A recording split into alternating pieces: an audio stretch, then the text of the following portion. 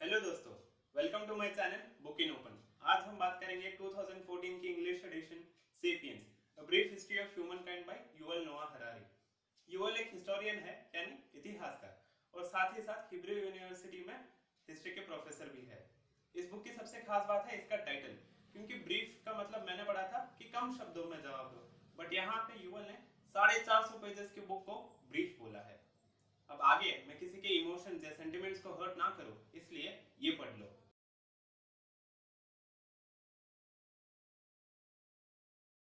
Just in case you don't know, Homo sapiens एक human species है।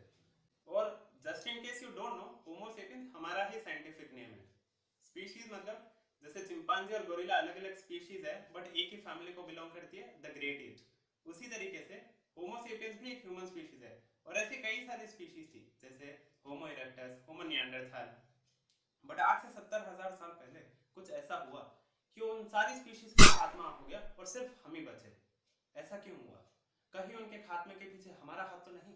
क्योंकि अगर हाँ है, तो असली क्राइम पेट्रोल का एपिसोड तो हमने सालों पहले बना दिया। अभी 70,000 साल के इतिहास को 450 पेजेस तो बनते ही है। आजकल के बच्चे एक मार्क के क्वेश्चन को भी 2 पेज जितना बड़ा आंसर देते हैं। बुक 4 हिस्सों में बटी है। पहला पार्ट कॉग्निटिव रेवोल्यूशन। ये वो टाइम था जब माँ बाप बच्चों की पढ़ाई से ज्यादा उनकी स्किल्स पे फोकस करते थे। क्योंकि ऑब्वियसली तुम्हारे सामने शेर आए तो तुम दो दूनी चार तो नहीं बोलोगे ना, तुम नौ दो 11 हो जाओगे। जब बाकी स्पीशीज का ग्रुप 150 मेंबर्स से ज्यादा का नहीं था, हमारा यानी होमो सेपियंस का 1000 लोगों का था। और उस टाइम पे बिना लैंग्वेज डेवलप हुए इतने बड़े ग्रुप के साथ कोऑर्डिनेट करना बहुत बड़ी बात थी। और ये हम कर पाते थे क्योंकि गॉसिप। क्योंकि देखो, कोई भी फंक्शन हो, आधे लोग आते हैं खाने की बुराई करने के लिए और बाकी आधे गॉसिप। और उस टाइम पर ही हम इतना डेवलप हो गए थे कि हम अफ्रीका और यूरोप के साइड से 7 समुंदर पार करके दूसरे कॉन्टिनेंट्स भी चले गए। और हम जिस भी कॉन्टिनेंट गए ना, वहां की फौना को तबाह करके ही माने हैं। मेरे जैसे जितने भी लोग हैं जिन्हें लगता है कि हम collectively as humans mother nature को बहुत हार्म करें, लेट मी टेल यू, हमने ऑलरेडी बहुत हार्म कर दिया है। हम पहले से ही निर्लज है। बट फर्क ये है, तब हमें पता नहीं था कि हम निर्लज है, और अब जब पता है तो भी हम निर्लज ही है। We are the bad people to be punished. इसलिए तो बच्चों के कार्टून्स में अब जिराफ और बेयर आते हैं, क्योंकि रियल लाइफ में तो है ही नहीं। दूसरा पार्ट एग्रीकल्चरल रेवोल्यूशन। लगभग 10,000 साल पहले हमने एग्रीकल्चर करना चालू किया। ऐसा नहीं था कि खाने की कमी हो गई थी, जंगल भरपूर खाने से भरा पड़ा था। बट देखो, इधर उधर भटकने से अच्छा अगर इसी जमीन पे पूरा हार्डवर्क और टाइम डाले तो यही जमीन खाना देगी। बेसिकली सेटल होने का आइडिया अच्छा लगा, क्योंकि उस टाइम पर पॉपुलेशन ग्रो करने के सिवाय कोई खास हॉबी नहीं थी। फिर क्या हुआ? धीरे धीरे जंगल खेत में बदला और डेयरी इंडस्ट्री का भी जन्म हुआ। तो क्योंकि हमारे ऊपर कोई स्पीशीज है नहीं कंट्रोल करने के लिए, तो यहां से चालू हुआ हमारा राज। हम कंट्रोल करने लगे पोल्ट्री फार्मिंग के एनिमल्स को। हम उनके हैबिटेट से लेकर रिप्रोडक्शन तक सब कुछ हम ही कंट्रोल करते थे। यहां से हुआ एनिमल एक्सप्लॉयटेशन शुरू। बाय द वे, एक नॉट सो फन फैक्ट, जब ऑथर एनिमल एक्सप्लॉयटेशन के टॉपिक पर रिसर्च कर रहे थे, तब डेयरी इंडस्ट्री में हो रहे एनिमल्स के ऊपर क्रूअल प्रैक्टिसेस को देखते हुए उन्होंने वीगन बनने का डिसाइड किया। बोला तो मेरे दोस्त ने भी था, बट वेज बिरयानी किसे पसंद है? धीरे धीरे फैमिलीज बनी, फिर सिटीज, फिर किंगडम। और यहाँ से चालू हुआ सिर्फ एनिमल्स का नहीं, हमारा भी एक्सप्लॉयटेशन चालू। जब हमारी पूरी ह्यूमन स्पीशीज फार्मिंग पर डिपेंड कर रही थी, तो टेक्निकली फार्मर्स की इंपॉर्टेंस सोसाइटी में सबसे ज्यादा होनी चाहिए थी। बट हुआ क्या? जो खाना बना रहा था एट द एंड वही भूखा सो रहा था। This is true even today. जय जवान जय किसान में किसान बस एक राइमिंग वर्ड रह चुका है। अब जैसे जैसे किंगडम्स बने, ट्रैक रखना बहुत मुश्किल हो रहा था कि कौन टैक्स पे कर रहा है, कौन नहीं कर रहा है, कौन लूट के जा रहा है। क्योंकि अब तुम ये तो नहीं बोल सकते डेटा नॉट अवेलेबल सर जी। तो इसलिए लिखना चालू हुआ। अब बुक को पढ़ना, क्रोनोलॉजी बहुत अच्छे से समझ आएगी।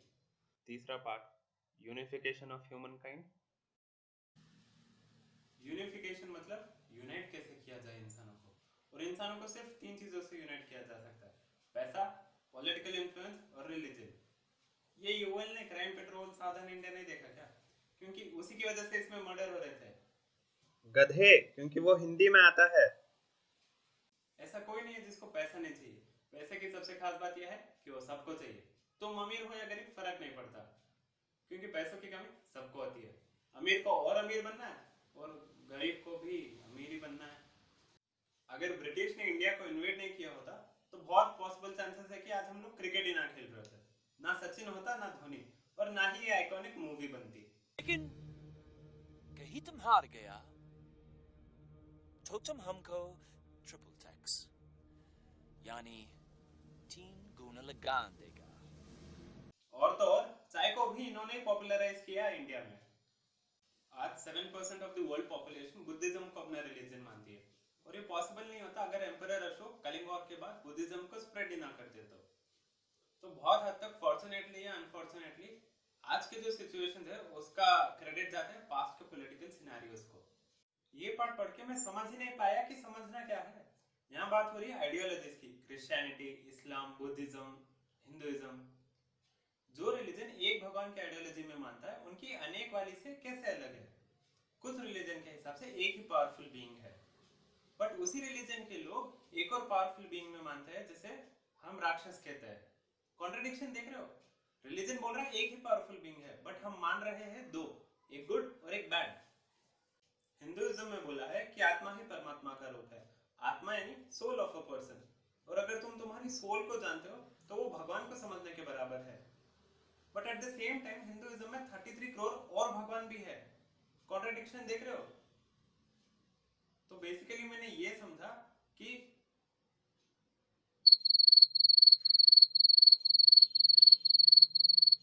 One eternity later.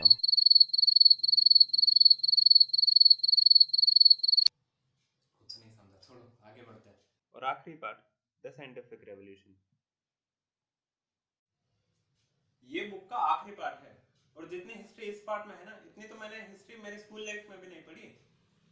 पिछले 500 सालों में साइंटिफिक रेवोल्यूशन हुआ है, क्योंकि तभी हमें रियलाइज हुआ। लोगों को पहले लगता था कि जो बातें बाइबल, कुरान या भगवद गीता जैसी होली बुक्स में है वही ह्यूमैनिटी के लिए इंपॉर्टेंट है, नो डाउट। बट उस टाइम तक लोगों का एटीट्यूड ये था कि जो बातें इनमें है नहीं वो ह्यूमैनिटी के लिए इंपॉर्टेंट ही नहीं है। अब पिछले 500 सालों में लोगों को जिज्ञासा जाग उठी कि यार अगली बार मंगल ग्रह कहाँ पे दिखेगा? ये कोई भी चीज को अगर ऊपर फेंको तो नीचे क्यों आती है? अब इन सवालों का जवाब तो इन बुक्स में था नहीं, तो यहाँ से हुआ साइंटिफिक अप्रोच का सिलसिला चालू। साइंस अकेला कुछ नहीं कर सकता, उसका होना चाहिए मिलन इन्वेस्टर्स के साथ, या फिर कह लो उस टाइम के हिसाब से एम्पायर्स के साथ। नहीं समझे? बताता हूँ। कोलंबस जब पोर्चुगीज के राजा के पास गया और बोला, हे पोर्चुगीज के बाहुबली, मुझे पैसों की आवश्यकता है। क्यों बेटा कोलंबस? हे प्रभु, हम यूरोप से ईस्ट एशिया की तरफ जाने के लिए एक मार्ग ढूंढना चाहते हैं। ए बेटा, ये बस तिजोरी खाली करने की स्कीम है। तुझे पता है शिप, सेलर, सीमैन, सीमैन, इन सब का कितना खर्चा होता है? तुझे पता है? कोई आइडिया है? जा यहाँ से, भाग। और देखो यार, कोलंबस के अपना आज का एंटरप्रेन्योर, वो है नेवर गिव अप लौंडा। अबे चल हट हट, तेरे जैसे बहुत आते हैं यहाँ पे, जा। अमीर बने नहीं, भिखारी लोटा लेकर आ गए।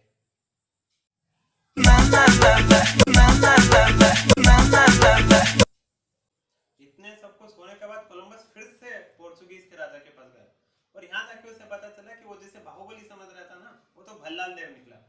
क्योंकि पोर्चुगीज के राजा ने बोला, हम तुम में इतने छेद करेंगे कि कंफ्यूज हो जाओगे कि सांस कहां से ले और बातें कहां से। इसके बाद गया कोलंबस स्पेन के राजा के पास, और वो स्पेन के राजा को जाके बोल ही दिया आखिर में, हे स्पेन के राजा, प्लीज प्लीज मेरे इस फैंसी एडवेंचर ट्रिप को स्पॉन्सर कर दो, मैं आपको डिसअपॉइंट नहीं करूंगा, प्लीज। जा कोलंबस जा, जी ले अपनी जिंदगी। स्पॉन्सरशिप मिलने के बाद कोलंबस तो पागल ही हो गया, ईस्ट एशिया को ढूंढते ढूंढते अमेरिका ही ढूंढ लिया। उसके बाद 100 सालों तक जो स्पेन ने पूरी दुनिया को डायलॉग बोला है, देखिए, भगवान का दिया हुआ सब कुछ है, दौलत है, शोहरत है, इज्जत है। ये पॉसिबल ही नहीं होता अगर स्पेन ने कोलंबस को स्पॉन्सर ना किया होता तो। स्पेन ने भी अपने फायदे के लिए स्पॉन्सर किया, क्योंकि उसे पता था अगर कोलंबस नाम का तीर चल गया तो उनके एम्पायर की इतनी ग्रोथ होगी जितना कभी वो सपने में भी नहीं सोच सकते थे। बुक के लास्ट कुछ चैप्टर्स डील करते हैं करंट साइंटिफिक फील्ड्स जैसे बायोकेमिस्ट्री, बायोफिजिक्स, जेनेटिक इंजीनियरिंग जो अपने ग्रोथ ईयर्स में है फिलहाल।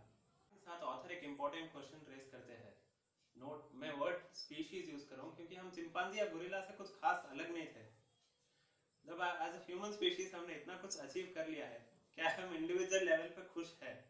पैरेलली ह्यूमन एंडीवर के लिए ऑथर एक सेट ऑफ पॉसिबिलिटीज बताते हैं। देखो यार, आप लोगों ने सुना होगा घर पे बूढ़े लोगों को कहते हुए, हमारे जमाने में तो। मैं 20 साल का हूँ और मेरा भांजा 8 साल का है और वो मोबाइल पे ऑनलाइन क्लास अटेंड कर रहा है।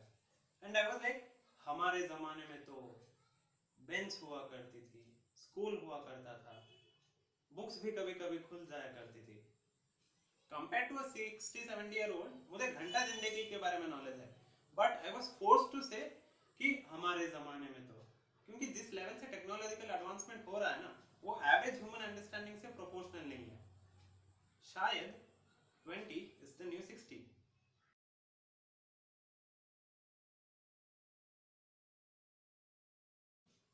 कोई भी चीज या फैक्ट जो आज हमें ऑब्वियस लग रही है, उसे ऑब्वियस बनने में ना बहुत टाइम लगा है। अगर आज हमें जुकाम हो जाता है तो हम किसी बाबा के पास जाने से प्रेफर करेंगे कि डॉक्टर के पास जाना, क्योंकि टाइम एंड अगेन साइंस ने प्रूव किया है कि it is a better option. तो ये जो ट्रांजिशन हुआ ना फ्रॉम बाबा टू डॉक्टर, इसे बहुत टाइम लगा, ये ओवरनाइट नहीं हो गया ऐसे ही। Same goes with gender equality. Women have proved time and again that they are equal to their male counterparts. इसे भी टाइम लगेगा लेकिन हो जाएगा अचीव एक दिन। 7 बिलियन लोग हैं इस प्लेनेट पर, तो तुम्हें कोई भी रिप्लेस कर सकता है। तो तुम रहो या ना रहो, घंटा किसी को फर्क पड़ता है। अब मैं ये नहीं बोल रहा कि तुम्हारे फ्रेंड्स या फैमिली मेंबर्स को हर्ट नहीं होगा, बट अगर हम लार्ज टाइम स्केल की बात करें ना, 200-300 साल, तो तुम्हारा होना या ना होना मैटर नहीं करता, बट तुम क्या कंट्रीब्यूट कर रहे हो उस टाइम में, वो मैटर करता है। अनलेस तुमने कुछ बहुत ही बड़ा उखाड़ा हो। फॉर एग्जाम्पल, लेट 1950s में किसने सोचा था कि अमेरिका और सोवियत यूनियन की जंग मून पे जाकर खत्म होगी? वो तो प्रेसिडेंट केनेडी के बोलने के बाद पता चला कि ओ चांद पर जाकर रुकना है।